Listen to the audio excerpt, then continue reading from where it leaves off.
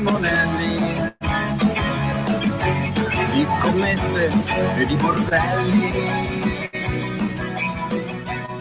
428esima puntata di Calcio Parlando. Buon pomeriggio a tutti amici sportivi, benvenuti. Eccoci qua dunque in questo sabato primo del campionato di Serie A, un sabato che però ovviamente va a stravolgere quelli che dovevano essere i nostri commenti, la nostra analisi sportiva naturalmente, perché insomma lunedì ci eravamo salutati con quello che poteva essere ovviamente l'annuncio di un sabato un pochino più freddo in tema calcistico. C'è sì la nazionale domani sera a San Siro, Italia-Croazia, partita che vale il primato nel girone, si affrontano due squadre a punteggio pieno e ne parleremo ovviamente. Lunedì abbiamo detto anche del ritorno in nazionale di Mario Balotelli, che tuttavia non dovrebbe partire dall'inizio nella partita di San Siro, domani Italia-Croazia appunto. Insomma, ieri mattina però è successo, diciamo, l'imponderabile, perché quando si parla di esonero di un allenatore certamente si fa riferimento spesso e volentieri all'immediato post partita, non certo nel pieno di una sosta. Così è stato, però in effetti l'Inter ha deciso per certi versi finalmente di svoltare, finalmente, perché poi le reazioni anche del tifo interista sono andate assolutamente in questa direzione. Walter Mazzarri finisce di fatto giù dalla torre, situazione molto molto pericolante la sua, e adesso c'è la certezza, c'è questo cambio di rotta. Roberto Mancini torna all'Inter, insomma il Mancio che ha dato via alla sequela di vittorie poi proseguita con José Mourinho sulla panchina interista dal 2004 al 2008, il tecnico marchigiano che adesso torna con un contratto fino al 2017, di fatto altri 2 anni e mezzo. Ovviamente è il tema pregnante questo, il tema del giorno, e di fatto ieri giornata assolutamente scombussolata da questo cambio in panchina nell'Inter. Buon pomeriggio naturalmente a Daniele Amadasi. Ciao Daniele. Ciao Adriano, a te e a tutti i nostri radioascoltatori. Logicamente la copertina di oggi va all'Inter e alla decisione di esonerare Mazzarri e quindi di richiamare Roberto Mancini, che dopo il quadriennio dal 2004 al 2008 torna sulla panchina dell'Inter dopo aver vinto 3 scudetti, 2 sul campo, 1 assegnato dalla Federcalcio da Guido Rossi dopo le vicende Calciopoli, 2 vittorie di Supercoppa italiana e 2 Coppa Italia. Questo è il curriculum di Mancini alla guida dell'Inter. Mazzarri paga le colpe sue, noi lo dicevamo anche da tempo, già da gennaio 2013, quando si vociferava che Mazzarri potesse arrivare all'Inter. L'avevamo vista lunga dicendo che comunque non era un allenatore adatto all'Inter, per l'ambiente dell'Inter, soprattutto conoscendo la tipologia dell'allenatore. Direi che la dirigenza nero-azzurra ci ha messo però quasi 2 anni rispetto a noi ad accorgersi che Mazzarri non era l'uomo giusto. Mazzarri paga tantissime colpe sue, però va detto, paga anche delle incredibili scelte societarie, soprattutto da parte delle 2 Ausilio Fassone a livello di mercato, perché sono allenatori, diciamo così, risulta talebano nel giocare soltanto con un modulo 3-5-2, incapace di cambiare moduli, soprattutto di assumersi le colpe alla fine di ogni gara, quando addirittura è andato a invocare la colpa del meteo per la pioggia per aver pareggiato una gara. Comunque va detto che Mazzarri non aveva gli uomini per fare quel modulo e probabilmente la dirigenza gli avrebbe dovuto dare. Comunque giustamente, come hai detto te, ieri giornata, soprattutto mattinata abbastanza particolare. Noi abbiamo iniziato già verso le 11 del mattino, esattamente alle 11:18, a dare l'anteprima che Mazzarri era in procinto di essere esonerato. Al suo posto sarebbe dovuto arrivare Roberto Mancini. Poi in effetti c'è stato il comunicato stampa 12:45 in cui l'Inter ha assicurato Mazzarri. Poi nel corso del pomeriggio è arrivata la ufficialità che Mancini fino al 2017, 2 anni e mezzo di contratto, magari anche qualcosa di più, sarà il prossimo allenatore dell'Inter, per cui niente più pregare a fiducia per Walter Mazzarri, che era stato, diciamo così, confermato a tempo determinato fino a fine novembre, con le prossime gare del derby con il Dnipro e con la Roma. Viceversa, subito la panchina affidata a Roberto Mancini, e soprattutto Adriano vedremo poi quali riflessi ci saranno a partire da gennaio, perché di sicuro Mancini andrà a chiedere qualche rinforzo a Togliere Moratti. Siamo naturalmente a disposizione per ospitare le vostre opinioni calcistiche 0266203529, per quanto riguarda invece gli SMS 346 6427 756. In onda con voi fino alle ore 14. Nella seconda parte avremo di che parlare per quanto riguarda l'Inter con insomma un ospite di chiaro stampo nerazzurro, insomma un amico di Calcio Parlando. Inter che si lascia alle spalle con Walter Mazzarri in ruolino quasi in perfetto equilibrio, 4 vittorie, altrettanti pareggi, 3 invece le sconfitte, gol segnati 17, gol subiti 14, un primato nel gruppo di Europa League con 2 vittorie e 2 pari, altrettanto in equilibrio anche il bilancio, il ruolino insomma nel girone di Europa League. Dopo i 2 pareggi contro il Saint-Étienne basterà un punto all'Inter, che è attesa la partita casalinga, come abbiamo detto, contro il Dnipro per blindare la qualificazione, ma oggettivamente non si tratterebbe di un'impresa. A questo è chiamato in ogni caso Roberto Mancini. Più che il risvolto europeo c'è subito un inizio davvero di fuoco, perché l'Inter sarà attesa dal derby contro il Milan in trasferta, se andiamo a vedere nel dettaglio, e poi un'altra gara, questa veramente fuori casa, e soprattutto una partita molto molto tosta contro la Roma allo Stadio Olimpico la sera di sabato, la sera di domenica 30 novembre, quindi in posticipo. Inizio davvero in salita sulla carta per Roberto Mancini, per la sua Inter che verrà ovviamente ridisegnata. Intanto diciamo questo, che facendo un passo indietro e magari liquidando anche l'anno e mezzo di Walter Mazzarri alla guida interista, è funzionato davvero poco. Se ecco, ad esempio il percorso di chi lo ha preceduto, cioè Andrea Stramaccioni, era stato costellato da una partenza comunque positiva, soprattutto un autunno felice, perché Stramaccioni aveva vinto a Torino con la Juve, ricorderete quel 3-1 che portò l'Inter a -1 dalla vetta, comunque batté il Napoli, insomma fu un Inter che a qualcosa poteva anche aspirare. Quella di Mazzarri non è mai stata un Inter convincente. Sì, partenza buona lo scorso anno, tra l'altro Daniele, facevamo anche riferimento al famoso 7-0 col Sassuolo che c'è stato l'anno scorso, che si è ripetuto quest'anno, però insomma l'abbiamo detto sperando per l'Inter che non sia di cattivo auspicio, ecco, un altro 7-0 in settembre contro il Sassuolo. Invece di fatto la strada tracciata era più o meno la stessa di un anno fa.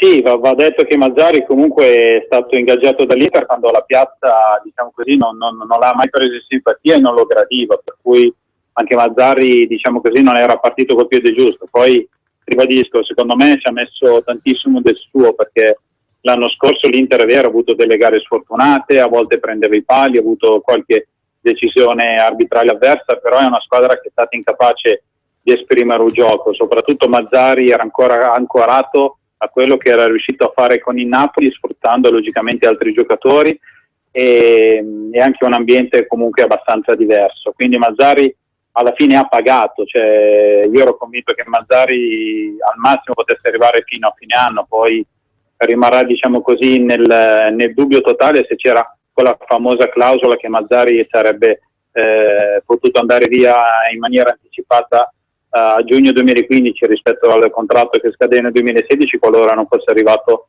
nei primi 3 posti. Ma la vita di Mazzarri all'Inter era breve, soprattutto perché era stato scelto da Moratti e Tuire non aveva mai gradito questo allenatore, e soprattutto secondo me la cosa che ha dato veramente fastidio in maniera incredibile al nuovo patrone nerazzurro sono le continue scuse di questo allenatore. È un allenatore che è stato incapace in 1 anno e mezzo di assumersi una colpa, mai una volta che abbia detto l'Inter ha giocato per colpa mia, l'Inter ha giocato male perché non ho preparato io la partita, e l'Inter ha perso perché oggi pioveva, l'Inter ha perso perché avevano preso 2 pali, l'Inter ha perso perché è stata sfortunata.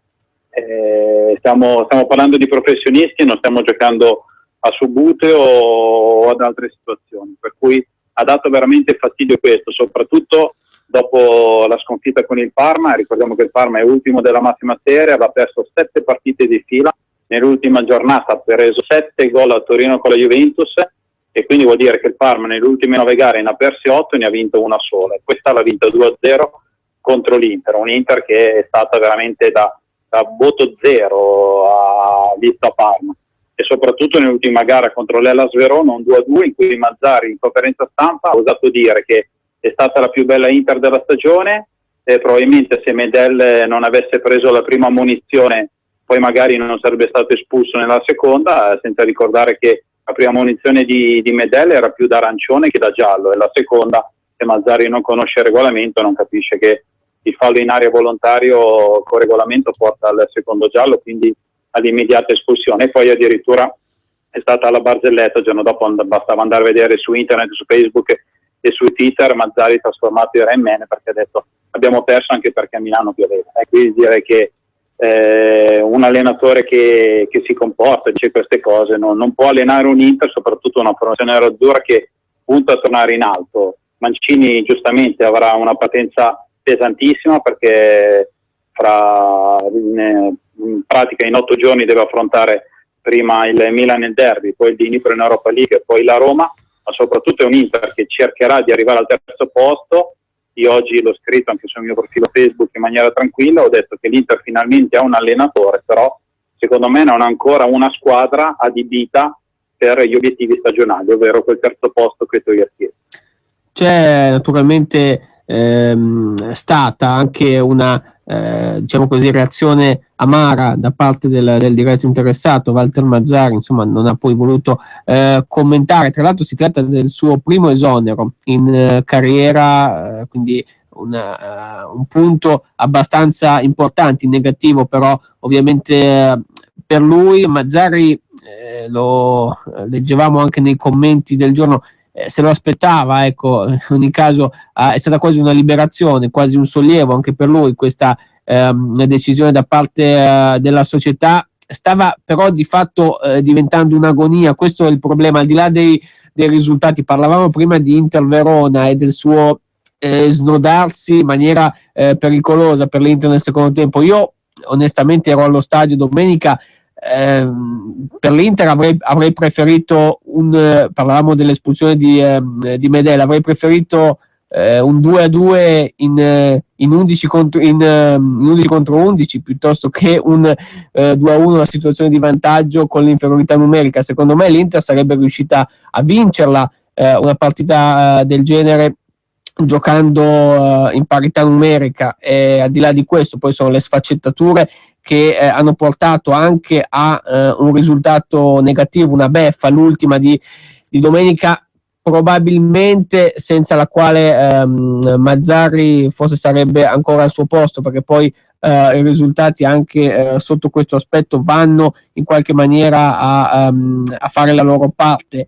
Chiaro che, ripetiamo, si trattava di un trascinarsi in maniera anomala anche verso situazioni poco simpatiche, oltre a un calendario che, ripetiamo, metterà di fronte l'Inter adesso prima al Milan, poi alla Roma in trasferta, e quindi sembrava davvero inevitabile questo epilogo. Comunque, ecco, questo per dire che Mazzarri era il primo ad attendersi così un po' dietro l'angolo questo esonero da parte dell'Inter. Sì, l'esonero, diciamo così, era dato fra i più probabili, soprattutto entro dicembre. Io mercoledì avevo fatto anche un pezzo su Calcio Parlando in cui eravamo andati a raccontare le situazioni delle crisi tecniche di Parma e Inter, quindi mettendo, diciamo, a confronto, classifica a parte logicamente la situazione dell'Inter di Mazzarri e quella di Donadoni al Parma, due situazioni che hanno vissuto anche problematiche societarie diverse. L'Inter il passaggio da Moratti a Tuire, il Parma che dovrebbe adesso vedere il passaggio da Ghirardi a Taci, soprattutto due formazioni che erano partite con obiettivi completamente diversi. L'Inter cercare di tornare in Champions League invece si trova sotto la zona dell'Europa League, il Parma cercare di confermare l'ottima stagione dell'anno scorso invece si trova ultimo in classifica. Però sono due squadre che stanno facendo male, anche perché durante l'estate non si sono assolutamente rinforzate. La situazione dell'Inter è abbastanza particolare perché Mazzarri costerà qualcosa come 10 milioni di euro lordi, quindi perché poi lui in un anno e mezzo ne avrebbe portate a casa 5 netti, e questi vanno a aggravare il bilancio di un'Inter che venerdì scorso si è dovuto presentare anche di fronte all'UEFA per dare il programma di rientro di quei 280 milioni di euro di buco, per cui comunque anche questi 10 milioni di euro vanno a incidere non poco sulla situazione passiva dell'Inter, che adesso dovrà ricapitalizzare, e questo era previamente chiaro, però per ricapitalizzare Toir e Moratti dovevano ritrovarsi d'accordo, e l'accordo era la testa di Mazzarri, quindi dobbiamo anche raccontare motivi extracalcistici per cui Mazzarri è stato esonerato, perché adesso l'Inter andrà a fare la ricapitalizzazione da parte di tutto il consiglio di amministrazione, quindi anche la quota Moratti per il 30%, e logicamente poi anche Mancini andrà a incidere non poco sulle bilance di una squadra. Poi, per entrare anche nel discorso tecnico, va detto che Mazzarri aveva perso qualcosa a livello di spogliatoio.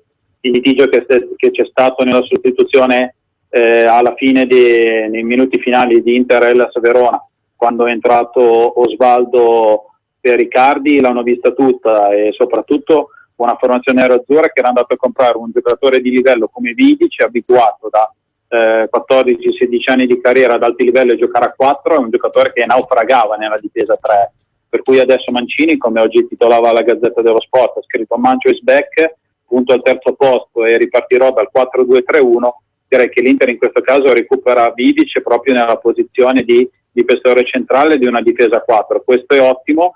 Ranocchia, che si era abituato a giocare a 3, dovrà tornare a giocare a 4. Dodò direi che è pronto per la difesa a 4. Ecco, forse la pecca potrebbe essere soltanto la mancanza di un terzino destro, per cui di sicuro sarà a questo punto, penso, retrocesso a Nagatomo. A livello di centrocampo l'Inter ha tanti trequartisti come Guarin, che assolutamente va recuperato, come Kovacic e come Hernandez. Direi che l'unico mediano veramente incontrista è Medel, forse è un po' troppo poco, e soprattutto ricordiamo che l'Inter in attacco ha soltanto 3 giocatori: Osvaldo, Guarin e Palacio. Non si può programmare una stagione di campionato, Europa League più Coppa Italia, qualcosa come 50 partite stagionali, dando a Mazzarri 3 giocatori. Questo per dire che se Mazzarri ha l'80% delle colpe, ribadisco, il restante 20% sono in casa nerazzurra, e qualcuno in casa nerazzurra adesso dovrà anche prendersi, diciamo così, alcune responsabilità, a meno che Mazzarri non abbia fatto scuola e quindi abbia imparato anche la dirigenza nerazzurra ad andare avanti a raccontare scuse e barzellette. Andiamo a vedere, ecco, quello che si dice oggi sui quotidiani, perché è chiaro che notizia di ieri mattina va a prendere tutte quelle che sono state, ecco, il resto delle novità di giornata. Appunto, Gazzetta dello Sport che ovviamente va con Roberto Mancini, il primo piano del nuovo tecnico interista. Mancio is back, Mancini insomma torna all'Inter, clamoroso, Mazzarri silurato, torna l'uomo dei 3 scudetti, punto al terzo posto, dice il Mancio. Poi Toir con lui in alto, ecco la frase del presidente interista: ecco come giocherà 4-2-3-1, Kovacic pilastro, idea Lamela, diventa il tecnico più pagato della Serie A, Adani il vice. Poi per quanto riguarda il Milan, derby, Torres sa come si fa, qui Milan la punta scalpita, mentre Honda segna ancora col Giappone. Torres in Spagna, Inghilterra, ha realizzato 10 gol nelle strade cittadine con Liverpool, ha già battuto appunto l'Inter di Mancini, peraltro era l'11 marzo del 2008, quel famoso giorno, anzi quella famosa sera in cui Roberto Mancini a fine partita diede le dimissioni, annunciò le dimissioni per fine stagione, e da lì si chiuse insomma il primo mandato del tecnico di Iesi con l'Inter. Andiamo con la Juve in 7 fuori uso, ma la Juve in sosta può ricaricarsi. Poi ancora favola Acerbi, oltre il tumore c'è l'azzurro, sarà del gruppo di Antonio Conte Acerbi nella partita contro l'Albania, l'amichevole che si giocherà a Genova. Andiamo col Corriere dello Sport, la prima pagina, che ovviamente è anche in questo caso dedicata all'Inter. Inter torni grande, ecco il Mancini bis, rivoluzione nerazzurra, via Mazzarri, la svolta gestita dall'ex patron. Il tecnico dice fiero di essere di nuovo qui, subito il derby, poi la Roma, cambiamo marcia in fretta. il presidente: abbiamo preso il migliore, una decisione collettiva, ma da Moratti un grande aiuto. Poi il contratto, firma Iesi, 3 anni per 14 milioni netti. In retroscena, così Eric e Massimo hanno scelto in un'ora. Poi il modulo, subito la difesa a 4, il Guarin protagonista. Il mercato, a gennaio l'idea Cerci, nel mirino c'è Darmian. Taglio basso, c'è Mancini e Inzaghi sbuffa. Il Milan, primo avversario del tecnico marchigiano, ieri rivela Pippo non voleva trovare l'Inter con un allenatore nuovo. Taglio alto invece, De Rossi, 100 volte Italia, vinciamo l'Europeo, domani la Croazia, Ogbonna in dubbio. E poi Ranieri, tracollo shock, la Grecia pensa all'addio, KO in casa con le Faroe, rischia il posto. Chiudiamo con Tutto Sport, perché anche qui si va sull'Inter. Shock Inter, Mancini clamoroso, Mazzarri esonerato, il tecnico torna sulla panchina dei nerazzurri dopo 6 anni, una nuova stimolante sfida. Sono felice di riabbracciare i tifosi interisti, ha firmato fino al 2017 la decisione improvvisa presa da Torino sotto la regia di Moratti. Mercato, Borini e Johnson, i nomi caldi, ma da Liverpool potrebbe rientrare Balotelli. Poi in taglio alto, Juve a 3 stelle, ci si chiede il nuovo sponsor Adidas spinge per ripristinare sulle maglie il simbolo tolto nel 2012, la società sta valutando l'ipotesi. Ancora a Mauri, Toro, ti prometto che segnerò. E poi le 100 di De Rossi, voglio l'Europeo. E poi un'inchiesta sulle magliette, quando le maglie dividono i tifosi, insomma si svaria molto, ma l'abbiamo visto anche la settimana scorsa.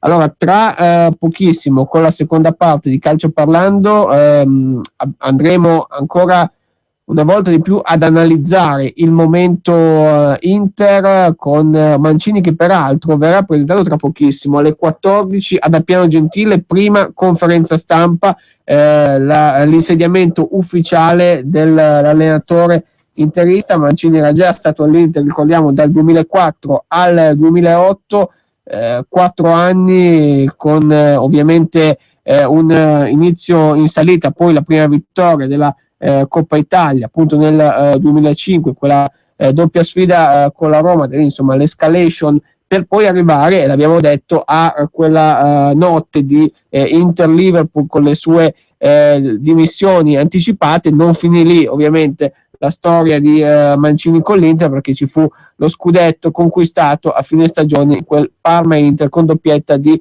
Ibrahimovic. Tra pochissimo rientriamo e ovviamente avremo anche il capitolo nazionale, perché domani sera c'è Italia-Croazia a San Siro. State con noi per la seconda parte di Calcio Parlando. Ladri e rapine? Chiama Sicurbet e installa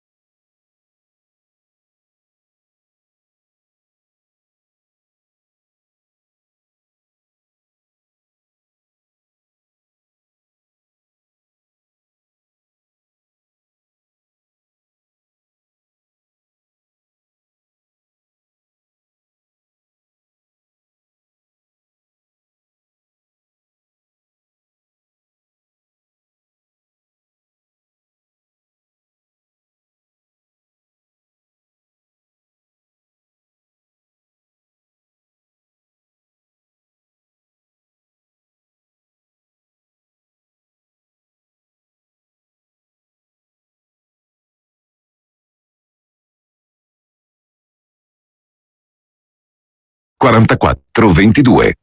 Di nuovo insieme, 428esima puntata di Calcio Parlando, ovviamente come nella prima parte, chiaro che tutto va a proiettarsi intorno al pianeta Inter, perché tra l'altro ribadiamo, tra pochissimo, 25 minuti, comincia la presentazione di Roberto Mancini, nuovo allenatore dell'Inter. Succede a Walter Mazzarri di fatto 24 ore fa l'annuncio ufficiale. Ne parliamo oggi, oltre che con Daniela Madasi come sempre, anche con Andrea Bosio, visto il delicatissimo momento Inter. Ciao Andrea.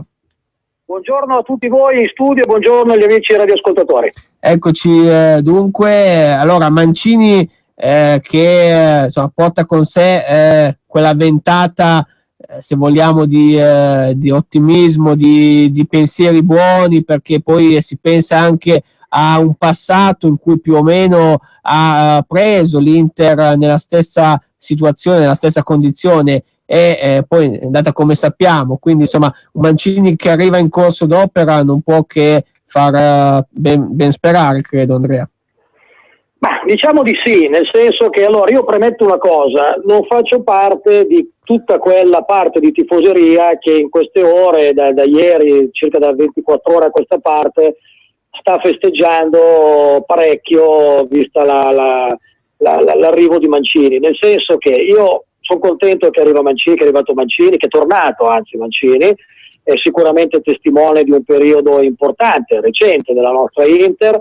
Sicuramente il rapporto tra Mazzarri e la tifoseria, quantomeno per la grande parte della tifoseria, era compromesso, ci voleva sicuramente un cambio, un nuovo entusiasmo. Ciò detto, ragazzi, stiamo con i piedi per terra, nel senso, io l'ho scritto ieri anche a parte sul mio profilo Facebook, ma ho avuto modo anche di parlare con esponenti di vari interclub, di gente anche della curva, dell'Inter, eccetera, e il concetto è di dire: attenzione, non è che adesso, come per magia, adesso l'Inter diventa uno squadrone che tremare il mondo fa, come faceva il vecchio Bologna negli anni 60. Voglio dire, è una squadra che in questo momento deve recuperare sia entusiasmo, deve recuperare capacità anche di far gioco, deve recuperare morale, consapevolezza dei propri mezzi. Però non stiamo parlando di una squadra grandissima in questo momento, quindi, a mio modo di vedere,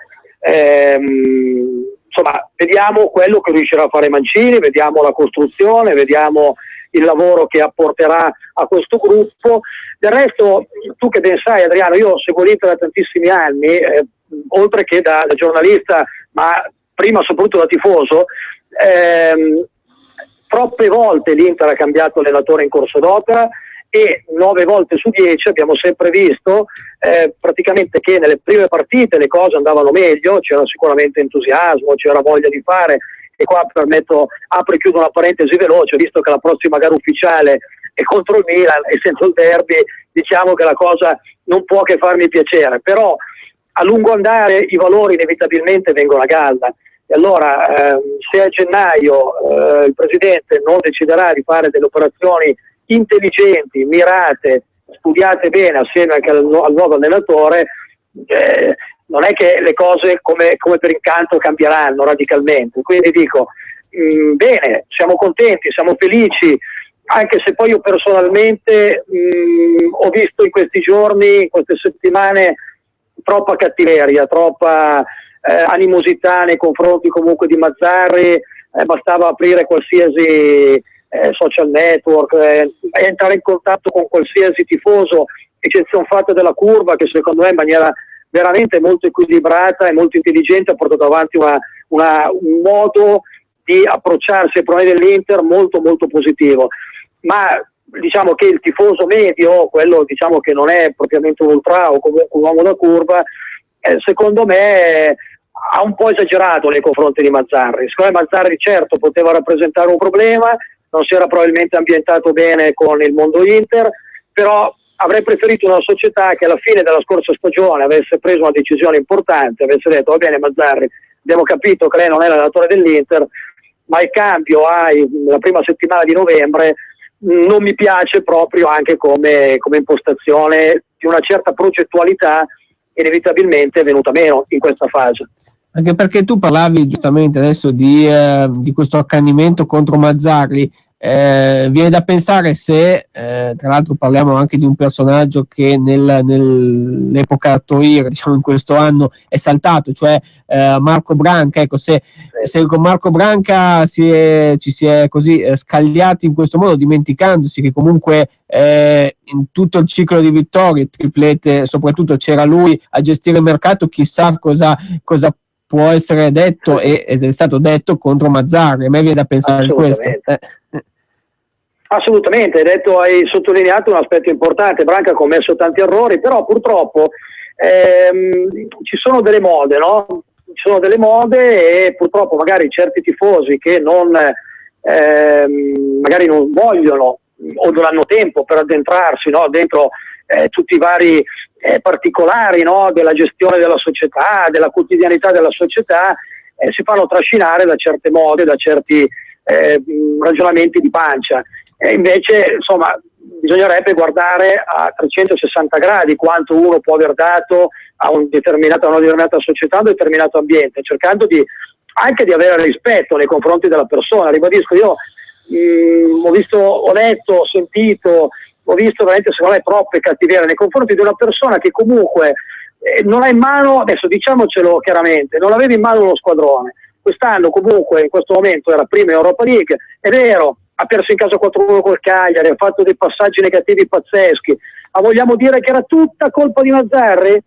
Allora, se vogliamo sintetizzare, bene, ribadisco, io non sono contro il cambio sulla panchina, però insomma un po' più di calma, un po' più di attenzione per quello che c'è stato e un po' meno di facile entusiasmo. Adesso tra pochi minuti, come tu giustamente ricordavi, inizierà la conferenza stampa di Mancini, ci saranno frasi d'effetto, cose belle, importanti, ci sarà un grande entusiasmo, però ragazzi attenzione, lo dico da grandissimo interista il quale sono e proprio con il cuore in mano, ecco, da vero tifoso, dico attenzione, non è che adesso ho già sentito gente che scommette al 100% che arriviamo sicuramente terzi o che calma, perché dopo le stesse persone che adesso sono qui a festeggiare, esultare, a dire le cose, magari giochi male il derby o magari giochi bene il derby, poi vai a Roma, ne prendi 3, ecco, Mancini non capisce niente, allora amiamo l'Inter, amiamo questi due colori meravigliosi e stiamo vicino alla società, una società che tra le altre cose ricordiamoci sempre che ha tanti problemi soprattutto a livello economico, a livello di bilancio e quant'altro, quindi siamo un po' più freddi, magari un po' più razionali in certe manifestazioni. Adesso è venuto Mancini, bene, viva Mancini, stiamogli vicino perché troverà anche lui sicuramente dei momenti di difficoltà. Quello è poco ma sicuro, perché ribadisco, la squadra non è all'altezza delle grandi squadre in questo momento. Certo. Daniele. Do anch'io il benvenuto ad Andrea Bosio. Ciao Andrea. Ciao caro.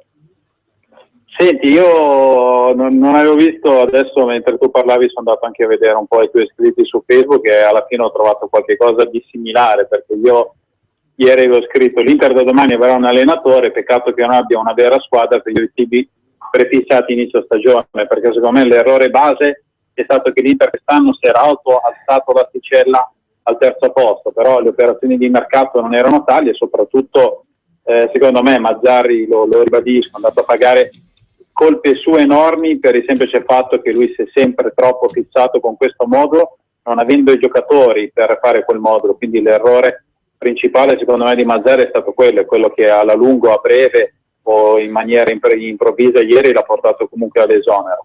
Altre cose abbastanza particolari riguardano la dirigenza, giustamente l'hai segnalato te, perché le colpe non sono tutte di Mazzarri, bisognerebbe anche mettere diciamo così sul campo degli imputati anche personaggi come Fassone Osiglio, perché il mercato l'hanno fatto loro. Toir non ha mai gradito questo allenatore e se l'è ritrovato, è un allenatore che alla piazza, ribadiamo, già 2 anni fa non lo voleva, per cui direi che parte probabilmente da lungo tempo questo non feeling che era partito fra Mazzarri. Ecco, perdonami Daniele, ti interrompo un secondo proprio in questa tua disamina che chiaramente sposo appieno. Frutto proprio di tutti questi pensieri che potevi legittimamente avere su Mazzarri. Io non sto dicendo che Mazzarri, ma ci mancherebbe altro, l'ho criticato anch'io e via, soprattutto non ultimo anche dopo la gara di Parma dove fece un errore dietro l'altro a partire dai cambi, cioè a partire dall'inizio dell'approccio alla gara fino ad arrivare comunque ai cambi completamente sbagliati. Però dico, hai tutti questi pensieri su Mazzarri, finita la stagione, chiude il rapporto di lavoro con Mazzarri e con grande... Invece perché gli ha rinnovato il contratto, Andrea? È quello che dico, non mi piace questa cosa, sinceramente da persona vicino insomma all'Inter e tutto, vedere questa mancanza di progettualità, che gli rinnovi il contratto per poi dopo novembre esonerarlo, frutto magari, cioè sull'onda magari di un malcontento diffuso anche eventualmente per un discorso di moda e così da parte dei tifosi, allora dico attenzione, cioè dove siamo andati a finire? Cioè ragioniamo con che società ragioniamo, come ragiona questa società? Cioè questa è una società, a mio modo di vedere, più attenta, avrebbe esonerato Mazzarri a giugno, avrebbe concluso il rapporto di lavoro legittimamente, ci mancherebbe altro, più che legittimamente, io non sto difendendo assolutamente Mazzarri, però adesso insomma la cosa non, perché mi sembra di rivivere purtroppo dei momenti già vissuti in passato che non sono andati assolutamente poi a buon fine, e quindi anche adesso tutti questi entusiasmi, dico attenzione, cioè chi ha metabolizzato gli ultimi 30 anni di Inter dovrebbe stare un po' più con i piedi per terra, non farsi lasciare, perché dopo quando hai tante aspettative, hai un entusiasmo che supera di gran lunga l'oggettività dei valori che hai di fronte, rischi poi inevitabilmente al primo magari un toppo, al primo momento delicato, di ragionare ancora di pancia e allora di continuare ad avere magari poi un approccio di contestazione che crea poi inevitabilmente dei problemi anche a tutto il gruppo, un gruppo che già di base ha tanti giocatori nuovi, tanti giovani che stanno comunque affacciandosi su una platea importante per la prima volta e tutto. Allora dico, chi ha cuore secondo me l'Inter dovrebbe in questo momento dire va bene, è arrivato Mancini, adesso stiamo bene tutti con Mancini, vediamo però di stare molto, a Milano si direbbe molto schisci, molto schisci. Ecco, questo dovrebbe essere l'approccio più giusto in questo momento. Ecco Andrea, altra domanda, la ricapitalizzazione che l'Inter doveva avere a seguito del forte buco finanziario, secondo te ha inciso questo, la scelta di esonerare Mazzarri, perché diciamo a livello di ricapitalizzazione, quindi di consiglio di amministrazione, diciamo così, Torriere e Moratti si sono ritrovati d'accordo su un punto, anche se logicamente riguardava la parte tecnica e non finanziaria?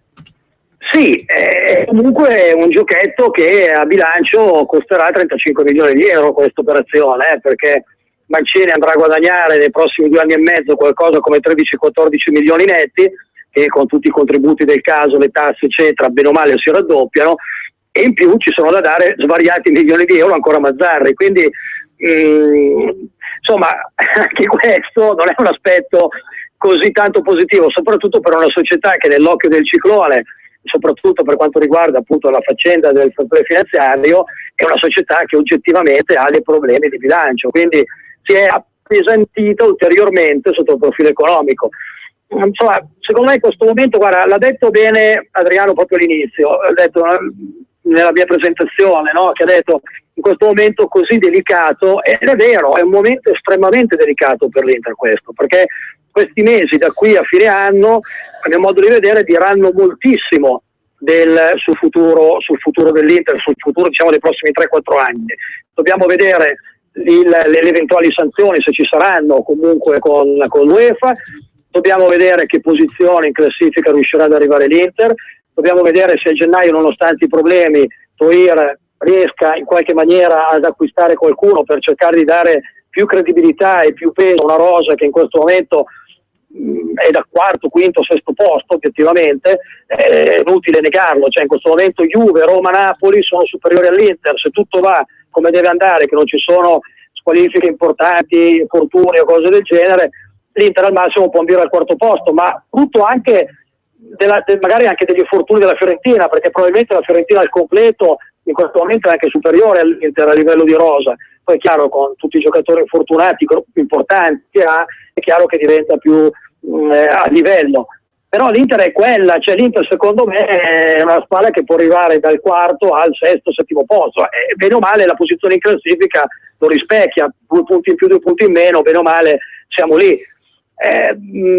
Quindi ci vuole anche ci vorrebbe quantomeno una serie di scelte strategiche, riuscire veramente a acquistare dei giocatori non chiaramente particolarmente costosi, ma che possano fare il caso di quest'Inter. E non è facile, devi essere veramente, cioè i bonus non ne hai, non puoi sbagliare, devi cercare veramente di andare a colpo sicuro a prendere i giocatori giusti nel posto giusto, sperare che qualche giovane sia veramente all'altezza, possa fare veramente una crescita nel breve periodo molto importante, ma qua chiaramente torno a riprendere un discorso con la tifoseria, ci vorrà anche la capacità della tifoseria di saper supportare la crescita del singolo giovane. Però la situazione è questa, ragazzi, perché se no stiamo qui a raccontarci le favole e diciamo che bello e diciamo tutto, ma non è così in questo momento. Andrea, tu parlavi di piazzamento un attimo fa, quinto, sesto posto. Ecco, per tornare indietro ai tempi del primo Mancini, c'è da dire che allora il terzo posto era visto diciamo in maniera, non dico come un fallimento, secondo qualcuno come un fallimento, ma non sono assolutamente d'accordo. Adesso sarebbe uno scudetto arrivare terzi, poi si parlava di un Inter, o leggevo da qualche parte di Inter flop in Europa ai tempi di Mancini. Anche qui non sono d'accordo, perché l'Inter è arrivato 2 volte ai quarti di finale e una volta agli ottavi è andata fuori con Liverpool, con l'ultimo anno di Mancini. Al di là di questo c'è abbastanza una base da cui ripartire. Ripeto, questo terzo posto che allo stato attuale sarebbe da prendere come uno scudetto. Ma assolutamente sì, prima per una questione di carattere tecnica, e quindi riuscire ad arrivare terzi vorrebbe dire veramente aver fatto praticamente un miracolo, stando comunque alle basi attuali. E poi mi rilascio al discorso di prima, a livello economico sarebbe una manna estremamente importante per tutta la società, perché riuscire ad avere le entrate relative a un'eventuale appunto entrata in Champions League, ragazzi, potrebbe fare la differenza anche in fase di campagna acquisti, perché poi anche quello è il problema, perché se tu non arrivi terzo, primo, secondo, terzo, ti manca la voce più importante a livello di entrate in questo momento per quanto riguarda il calcio italiano, e non avendo delle politiche di marketing, di merchandising particolarmente efficaci, è chiaro che la voce comunque dell'entrata in Champions League è fondamentale. Già in Europa League qualcosina in più si è mosso, perché adesso rispetto a qualche anno fa gira qualche soldino in più, però non è veramente sufficiente per rifare per fare una squadra veramente di livello da primi 10 squadroni in Europa, ecco, voglio dire. Però è difficile, dai, obiettivamente, Adriano, cioè pensare in questo momento al terzo posto è chiaro, non è impossibile, perché comunque anche il Napoli, che sulla carta è più forte di noi, a mio modo di vedere, come ho sempre detto, non ha un grandissimo allenatore e noi lo conosciamo molto bene da vicino, e ha comunque una piazza difficile, la gestione, insomma, Napoli può perdere di fatto comunque dei punti anche importanti, come ha fatto fino adesso e come farà sicuramente anche in futuro. Bisogna vedere se noi saremo in grado di dare da novembre a maggio tutta quella continuità di risultati che inevitabilmente devi avere per arrivare terzo. Io preferisco non parlare oggi, 15 novembre, di terzo posto, preferisco dare tempo a Mancini di rientrare in un ambiente che è comunque completamente diverso, come tu stesso hai ricordato, rispetto a quello che lui ha frequentato qualche anno fa, e cercare di farlo lavorare con calma e con l'appoggio, diciamo, di una tifoseria che tutti insieme deve capire il momento comunque delicato della società.